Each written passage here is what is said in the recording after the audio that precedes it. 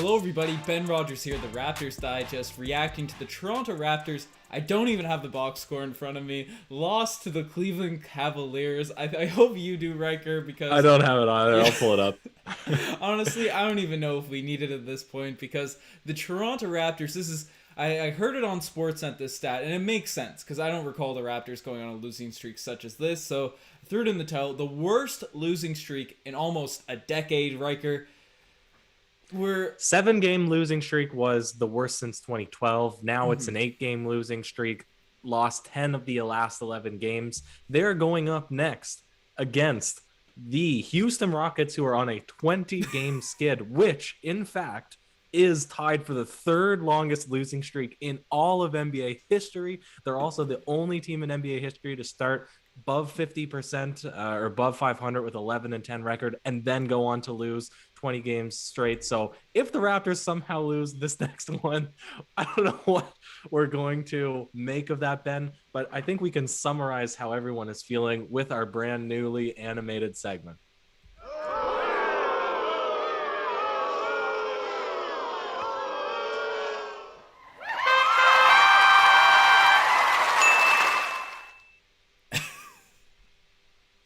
That's right. The Walmart Raptors are back.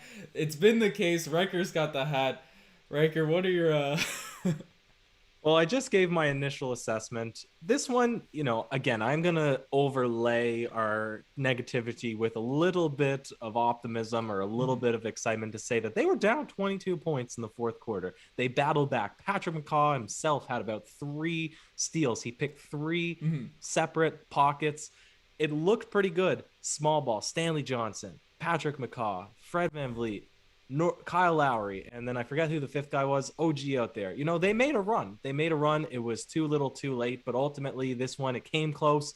5-point game with the last 30 seconds. Fred VanVleet bring it close with a super deep transition clutch 3-point shot. So there was some fun in this one, but overall you're losing against the Cavaliers. They were injured as well, I'm pretty sure. They don't have Drummond or, it's a hard look then. It's a very tough look. The Cleveland Cavaliers, they're a team. I believe they only won 2 of their last 10 games. They started off hot. They do have talent. They're not the horrible Cleveland Cavaliers of previous seasons, but they've still lost 2 of their last 10. They're not a team that's on the rise right now, and specifically, as you mentioned, without Drummond, they have struggled as of late. They're a young team, and they're looking for another piece to really put together, and they're probably hoping it's Norman Powell, but we just made a whole video on that. And deeper into this video, we'll be talking about the trades and the future and all that, because the trade deadline is right around the corner, and obviously want to hear your guys' takes on that as well. But the Toronto Raptors in this game, they just gave up. They just gave up. Lowry, he struggled for a lot of this. Norm, to their standards, they're still fine for regular NBA players, but they just don't look as engaged. Lowry specifically, and we've brought it up on consistent occasions. I'm going to stick to Lowry right now on this point, but Riker, he is a ceiling raiser. He's a guy that takes a good team to the next level, and that's why he's so highly touted on the trade market right now. The Heat, the Sixers, they're all after him. The reports keep coming and coming, and we'll see what occurs there. But we might have to make another update video on Lowry to the Heat because more info came out on that today. But on a tough team, on a roster that just really can't get it going, and it's really weird because in theory we have all the talent there with the rise of Boucher, Siakam in theory being a number 1 guy, OG being a Swiss Army knife, Fred. In theory this team should work, but theory doesn't always work in reality, and Kyle Lowry, he just doesn't look engaged at all times. And when the Raptors made their run, as you brought up, Riker, He was driving a bit. He was making the right plays. He was looking like the Kyle Lowry of old. Then it gets lethargic again, and it's tough. It's not to bag on Lowry because he's 35 years old. It makes sense that he'd have that approach, but it's just tough to see him out there on a team like this. Yeah, we're just reflecting fondly on the Brooklyn Nets game of this season where he was the dagger man, just splashing threes and clutch situations. So he has that ability, right? He can draw it from deep within and come out with those energy plays. But you're right, when the team is just losing by so much, it doesn't translate. It doesn't translate into helping the team win. And we'll talk about trades. Everybody is just on our behinds about talking about trades. They're saying we're wishing it into existence. They're saying, oh, your trade proposals are stupid. They make no sense. I'm going to give a strong rebuttal to that towards the end. But Ben, you're absolutely right. This team, they have talent. What's the X factor? What's the missing piece? Serge Ibaka's not there anymore, right? Interior scoring, interior defense, not having fans, not having the excitement of a deep three, right? With 30 seconds left, or a big block, game-changing, momentum-swinging plays, right? You have to find that from within or from the bench, they just haven't had that performance. There's another night that we can basically look at the bench and say, all right, starters, Kyle had 18, Fred had 23, OG had 17. He was taking drives against Jared Allen. He looked pretty good with his dribble moves tonight, which we were hoping we would have saw a lot more of already this season. Norm, another 18 points, Mr. Blue Collar, as I say. Then you look down at the bench, 2 points, 4 points, 4 points, 3 points, 2 points. Everybody seemed to score a little bit, but you're just not getting enough from the bench production in order to stay competitive, even against the Cleveland Cavaliers, man. Yeah, and Nick Nurse came out and said that he's going to start rocking with just a couple guys through the highs and lows and say, we're going to stop patching things together. Because as you mentioned, the bench has been tough. The starters have been good. When the starters have been out there, we have been, like, those 6 guys, not necessarily the starters, because Baines is in the starting unit, and again, he's not relied upon to be a bucket getter, but if you insert Boucher in there, if you count him as the starter, Lowry, Fred, Norm, OG, Siakam, and Boucher, those 6 guys, I'd argue, have been solid. I think Siakam hasn't lived up to expectations, but he's still been good. He's still been a above average NBA player. Maybe not a max guy, but those 6 guys I think have been solid. But the deep bench, and Nurse, as I brought up, has said that he's going to start rocking with the same guy night in, night out. And then in the previous game, we saw Malachi Flynn and Paul Watson be those guys, and then it seemed like he was going to follow through on those words tonight, because Malachi and Paul Watson got the jump off the bench again, along with Aaron Baines, who's the center. Him and Boucher are sort of rotating in that area, but it got so bad at this point. Nick Nurse had to flip the script and say, let's get someone else in there, and McCaw came in and played well. It's been the same thing happen over and over again, Riker, this season. We have a couple guys, Nick Nurse trusts a little bit, gives a little bit of a longer leash, and as soon as they get a little bit of a better role, they just start playing trash. They just stop playing at that level that we really need them to play at. Then someone else sort of creeps their way in there. It's like, oh, I'm pretty good. Patrick McCaw comes in, gets a couple steals, and then Nick Nurse is like, okay, you're the guy. Then we throw him out there, and we end up down 20 in the third quarter to the Cleveland Cavaliers, or whoever it is next game. So if we're making a move, if we're not trying to tank, and I think I mentioned last week that if we lose against the Jazz, following the Pistons game, I said, okay, we lose the next 2, blow it up. But after seeing the schedule, I'm saying, if we lose to the Rockets, that's when you know. That's when you know you mail it in. You're tanking regardless, so you don't need to trade it. I don't want to trade assets, trade future players to be bad this year, because frankly, we're bad enough. And with the new lottery odds, who knows? Maybe we'll get Cade Cunningham or Jalen Suggs. Riker, I haven't looked at the draft in the last decade, since those losing streak days, since you and I were playing on provincial basketball in grades 7 and 8. But now I'm looking at the draft. Tomorrow's the night. Tomorrow's the night we see if we figure it out, and then the trade deadline's there. I don't know. I'm just flustered by this loss. I want to hit the point home one more time that the Rockets have the 3rd longest losing streak in NBA history. So It's not only that the Raptors, if they lose, you could say Christian Wood, John Wall, Victor Oladipo are back, so the sting wouldn't be there in the same way if you lost to all of their scrubs. But at the same point, are you the team that's going to come in and allow them to break this slump, allow them to not become the number 1 worst ever team for losing streak purposes? It is funny that they still have a better record than the Minnesota Timberwolves, but that's neither here nor there. Ben, tonight, before we swing into the segments, the last thing that I want to ask you is that Colin Sexton, he had himself a night. Young bull, we saw what he did in Alabama, especially when there was that crazy game where like 5 of his teammates got fouled out and they were playing 5v3, and I think that they won that game. Colin Sexton's a stud. Mm-hmm. He is a legitimate stud in the NBA. He has not found his consistency. I think he's averaged like 27 points over the last couple games, and he came out inspired in this one. I thought you were about to Sexland, say the full season. I was like, no, not full season. okay, yeah. Last couple games. Yeah. And Sexland, Darius Garland, Colin Sexton, you said you might like to see a trade package involving Darius Garland and JaVale McGee. We'll get into that after the segment. But now you had the opportunity to actually watch them play, watch Jared Allen play, watch what it looks like to have a real big man on the interior, getting foul calls, getting rebounds, getting offensive rebounds. Is this still a move? Or not necessarily is it a move that you'd want to make? Does it make you say, yes, indeed, an interior score? That is what the Raptors need to move forward. Yeah, well, I want an interior guy. Norman Powell, I don't want to give up. People, as many times as I said it in the last video, we don't want to trade Norman Powell. It's just a report that came out, but we have to concoct these trades, figure out what's the best one if he is getting moved. And the trade that you just mentioned, Garland and McGee, that would be probably my favorite return out of all the trades I made in the previous video. But I don't think that's going to happen. Garland, he's such an essential piece for the Cavaliers. I actually threw in a Coro in the video yesterday, who is still a young prospect, still intriguing, but certainly isn't at the level of value of Garland. Now, if they offer Garland and McGee, I'm taking that as soon as they send it, even though I don't want to trade Norman Powell, but like that's my favorite deal for Norman Powell, if that logic You flows just added correctly. 20 negative comments to the comment section there. That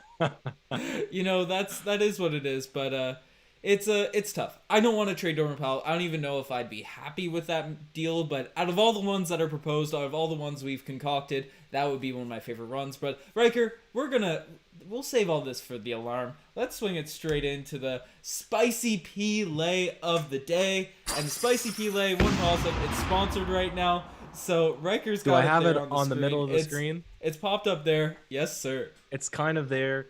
Jungle Spice Roja. You can check out the promo code to order your own there down in the description. It is by far, I'm a huge hot sauce buff. I'm a hot sauce buff, hot ones. And I'm saying I'm making my promotion to have Pascal Siakam eventually come and take a dab of this hot sauce. I love the stuff. Pascal Siakam was not the guy who won the Spicy Pile tonight. It goes to a collection of OG dunks and handles tonight, Ben. Mm-hmm. We wanted him to have improved ball handling this season, and he had a couple times where he pulled Jared Allen out at the perimeter, gets past him, pump fake, dunks. I'm stuttering for my words. It was just a masterclass of just simple fundamental basketball athleticism. It looked great out there. Looked very good. Looks as good as much as you're enjoying the hot sauce. We're both kind of stumbling on this, but yeah, OG Anunoby, he's our guy. And I think the one theme from looking at Reddit, looking at Twitter, looking at our comment section, Riker, he's the one guy that I think people are cool with. Even though he's been injured, even though he's been in and out of the lineup, he's the one guy that I think everyone's saying, okay, whatever we do, regardless of whatever's happening, do not trade OG. He's a key to this team. And again, he looked great tonight. He's still coming back from health and safety protocols, so he's the one that's been most consistent, and even without the handle. And it certainly looked better as of late, but and leading into the stretch where all those guys were out, it was looking really good. And now he's picked up right where he left off. So shout out to OG Anunoby, but not all plays can be the Spicy Pile of the day, and some just make you say, oh, geez. And tonight, they're the OGs to me. You got the. Are you pulling it out or? I have the wrong shirt there. I have the wrong shirt. I thought you were gonna dust off the merch we got, but it's got to go to the Raptors at the end of this game. You're pulling it out, but I don't have the OGs. I just got the normal logo. Got the normal logo, but it's got to go to the end of the game because the team was down by 22, and there's a certain peace people find when you're bad. You just accept it. You're like, Riker, you and I can text and be like, oh, I'm excited to watch Suggs or whoever's in the NCAA tomorrow. I'm excited for us to tank, and Baines could be the tank commander, and all the fun segments we can have. You enjoy that solitude of being a loser. But then the Raptors come back and they cheer you up a little bit again. They say, oh, no, we're going to come back and we're going to beat the Cavs. And then you get flashbacks like Vietnam, Kawhi Leonard, making these runs at the end of playoff games. And you see OG Anunoby and Stanley Johnson out there on the court thinking it's Kawhi. You bring it to within 10, you bring it to within 6, and then your heart gets broken again, Riker. The end of the game made me say, oh, geez. My Gold Star Award, my DeMar Carroll Gold Star Award for just bad memories is you reminiscing on Kawhi Leonard, and those days are gone. We need to move on. We need to look forward, Ben, not behind. We need to move past Kawhi Leonard, and I think it's about time that I can say this with confidence is you say you don't want to trade Norman Powell. I say I also don't want to trade Norman Powell. I'm open to trading Norman Powell. Yeah. I don't want to actively trade him. I do want to trade Kyle Lowry. And I don't think that you have the same opinion, but I do want to trade Kyle Lowry. And what made me understand that I 100% would commit to trading Kyle Lowry is that the game was within 5 points, 7 points or 5 points. I think there was 45 seconds left. It was close enough to get a good shot, to hit a three maybe, to bring it close, maybe win. The shot possession was a post-up fadeaway, Kyle Lowry over Jared Allen, the Cavaliers' best shot blocker. And I said, he doesn't care anymore. He just doesn't care. And that's his shot, though. That's his shot. I'm not going to take this. And if he had to have hit it, I obviously wouldn't be roasting him for it right now. But the simple fact is, you're not re-signing Kyle Lowry next season. You're not re-signing him. Yeah. He's in his free agency. He's 35 years old. There's teams that want him. You can get value back for a guy who you're probably not going to re-sign. So why are you just going to play out this disastrous 10 for 11 over the past 11 game season with Kyle Lowry just because he's the Raptors? Go put him into a better position, put him into a win now position, celebrate him as being the man, the GOAT, and get something back for him. That's where I'm at right now, Ben. Give me a gold star for saying that, but that's where I'm at. Riker, I've come to accept it. You can see my soul just ripped out of my body on camera. I kept my face on the screen while you talked there, but I think I agree with you. I've been anti-Kyle Lowry trade for the longest of times, but for all the points we brought up early in this video, and it's not that I want Lowry moved. It's not that I'm like, he's a cancer to the team, he's a this, he's a that, even though obviously he's better suited on a better team. That's just his role. That's especially where he's at in his career right now. But if he's gonna walk, because he's gonna leave. He doesn't want to be on a rebuilding roster or something like that next season, even though I don't think that's where we'll be next year. I'm sure Siakam will bounce back, Masai will make moves, or Bobby Webster, whoever's really here at that point. But we can get assets back for Kyle Lowry. PJ Tucker just went for a first-round pick and a young player. That's PJ Tucker. He looked washed this season. Kyle Lowry is 10 times the player PJ Tucker is right now, so I'm sure we could get something back. So that's why I'm on board. But and before we fully go out into the trades to really have fun at the end of this video, I want to throw a second DeMar Carroll Gold Star, because I forgot about it right after the rant, as in my sadness, drowning in my sorrows. But it's got to go to the announcers. For the past 3 weeks, for the past month, all I've been hearing at the end of games, and it's their go-to line whenever the Raptors are playing trash, and obviously they're paid by the Raptors, they can't come out and say, oh, Siakam is playing horrific, all this sort of stuff. Fair enough, right? That is what it is. But stop saying, oh, they just look fatigued right now. Oh, they just look exhausted. Patrick McCaw, he's a bench guy. He's a bench guy, but like you could tell he's holding his legs out there. Patrick McCaw has not played in 3 years. He is not tired. Right? Like, chill. Right? Stop this. We've had days of rest.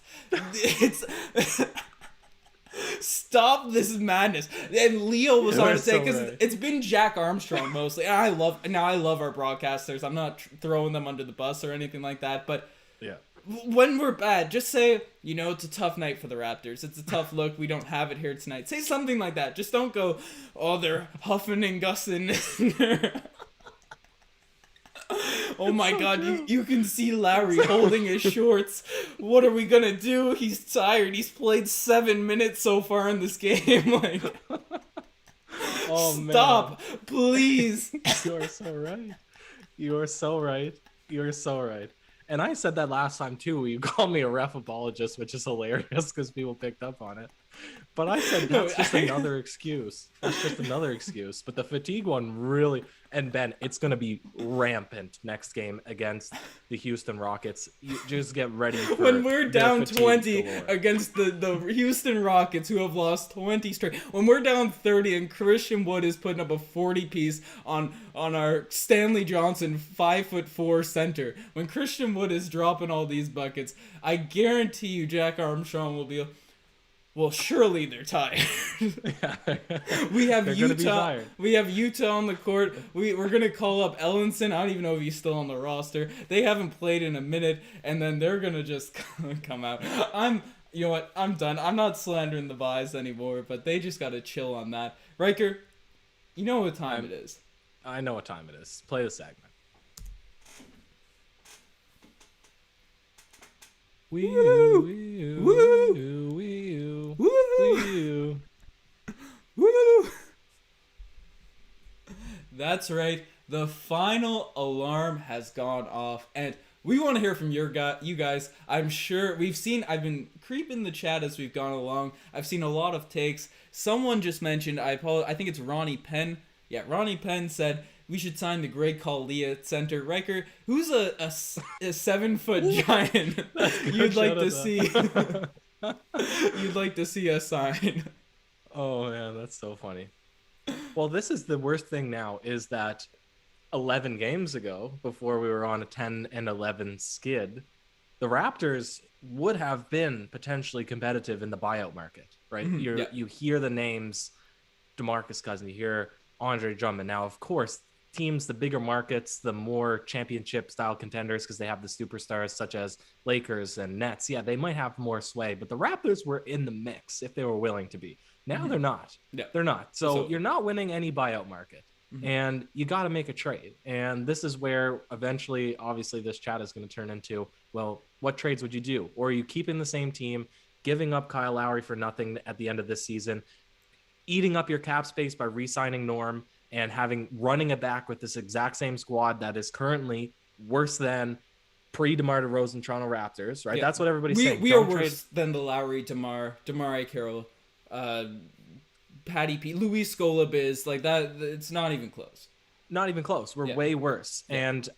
And I agree. We're not actively saying that the Raptors should trade Norman Powell. We're saying if there's a trade scenario with Norman Powell, you would do it, because if you're saying run it back, eat your cap space to have this exact same team, where is the improvement? Where's the room for improvement, right? Where is the prospects? Where's the talent that you're going to develop? It's not there. So any big man, literally any big man, is a big man that I would seek to acquire via trade with Stanley Johnson, Terrence Davis, Kyle Lowry, Norman Powell. I'd put anybody on the block to start looking at, well, what are our options as the Toronto Raptors moving forward if we know we're not going to get any better?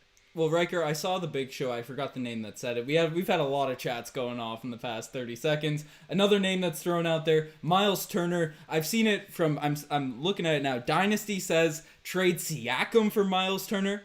I've seen Norman Powell for Miles Turner. I apologize if I missing the names, but I don't think I do either of those. Siakam, I don't want to trade Siakam right now. And someone asked as well. I'm trying to catch the names. I apologize, guys. We're trying to get better at that. But Pascal Siakam, I don't want to trade him right now because his value is low. He is a guy that his trade value is the lowest it will ever be in his career. Right? He has a big contract. He's been underperforming. He's coming off the bubble, and we know what Siakam does after long seasons of being able to train, go with Rico Hines. He didn't have that opportunity last year or in between the bubble, so I feel like Siakam will be fine next season, and you'd hope he would, but you don't trade a guy on that contract with just at his lowest value. So I don't think, unless you're getting a star, unless you're getting a nice piece back, you know, Karl Anthony Towns, Zane Khan.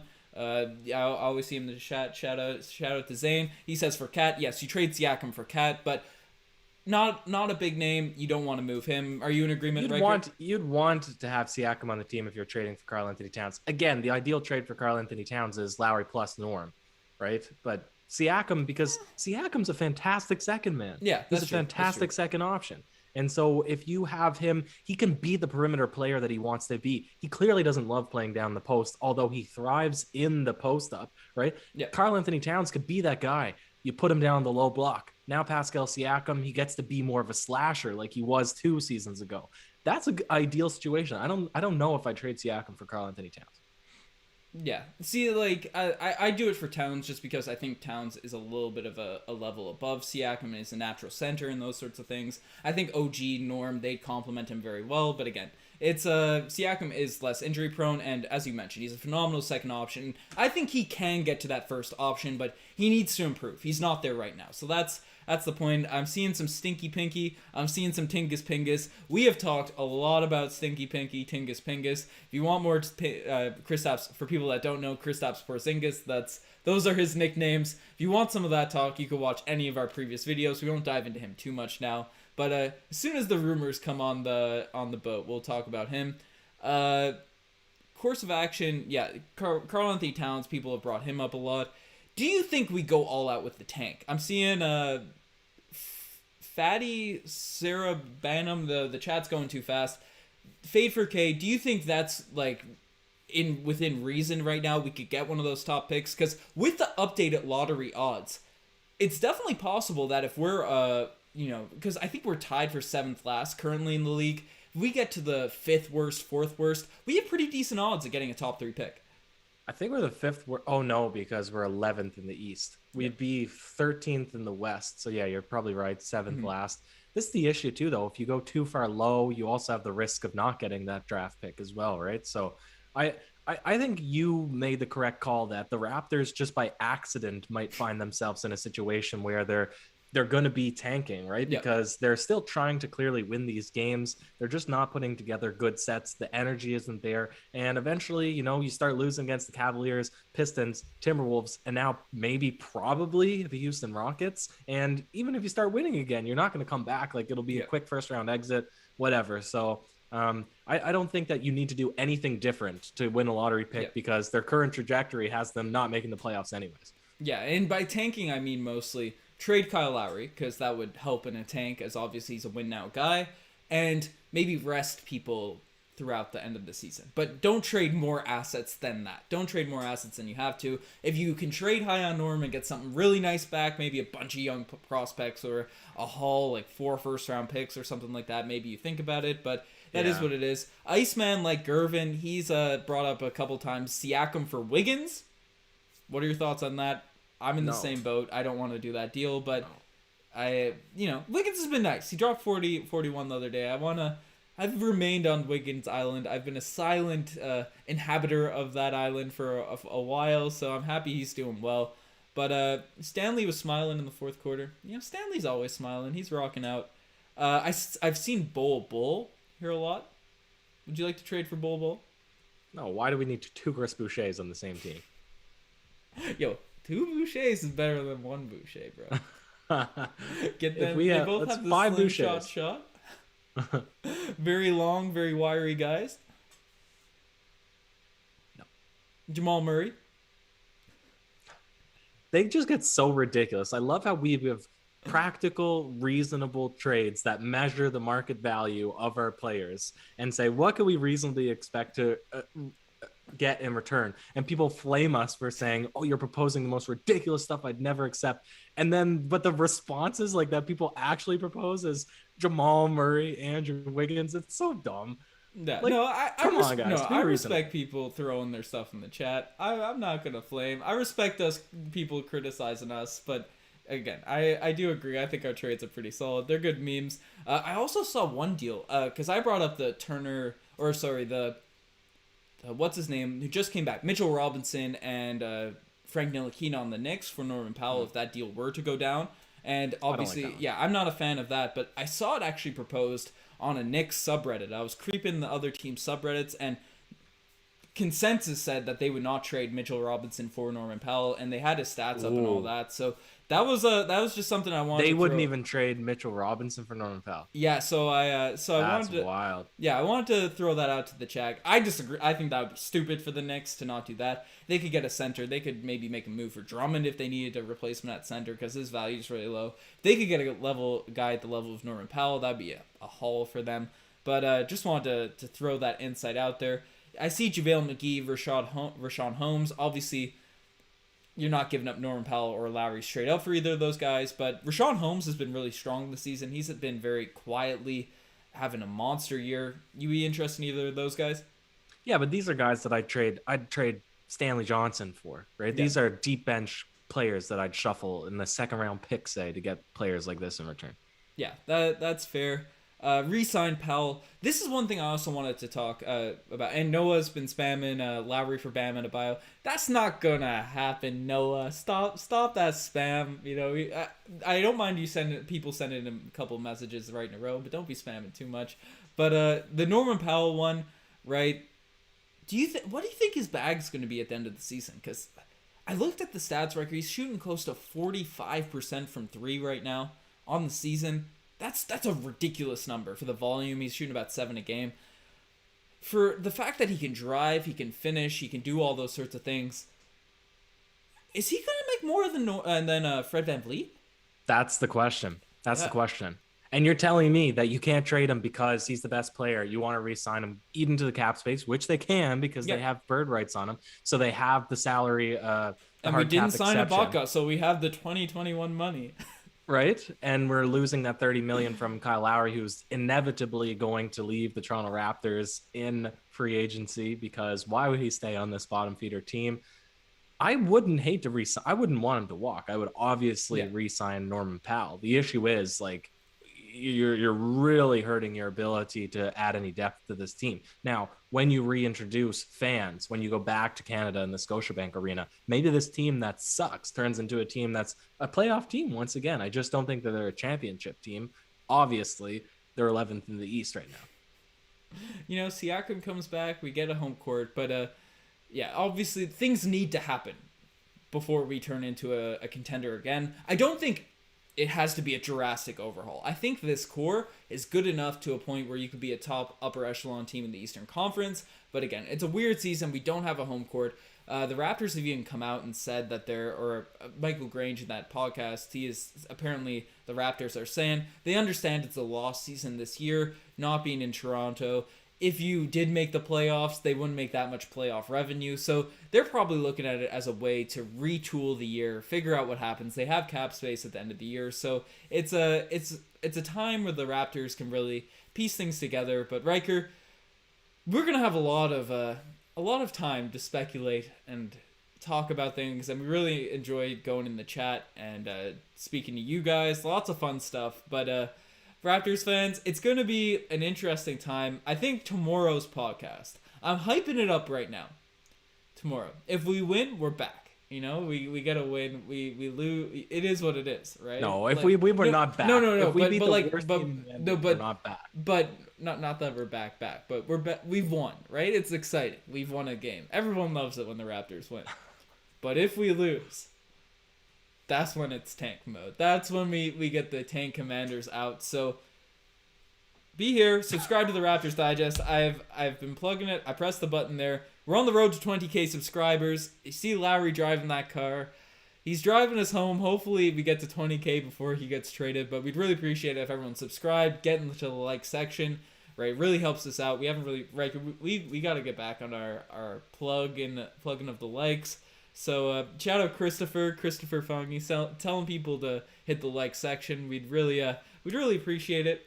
You know, we got it. People are roasting me for saying we're back. I'm saying we're back winning. I'm not saying we're back team. I'm gonna get flamed for that. I deserve to get flamed for that. But you know, all you guys are the best. We really appreciate it. Obviously, it's a tougher season, so Riker and I were talking, and we just want to give a shout out to all of you for supporting the podcast through the lowest of lows. The bandwagon is empty right now in terms of Raptors fandom. So you guys are the diehards. So you guys are the ones that deserve all the hype, all the promise when we get back to the top. Ben, you and I, plus the 200 people, or one, I'm not in the chat right now, and the 4,000 that'll watch this total. We are the last 4,000 Toronto Raptors fans out there right now, I would imagine. So let's stick through this. We'll get through it together. We will lift everyone up, keep everyone entertained, maybe even happy. We will get through this. For sure. So you guys are the best for making this fair. Check out the Twitter, the Instagram, all the cool stuff. The TikTok's been popping. We got interviews. We got all this crazy content going up over there. RaptorsDigest.ca for some articles, new stuff. Trade rumors around the corner, so definitely check that out. But Riker, do you have any last words?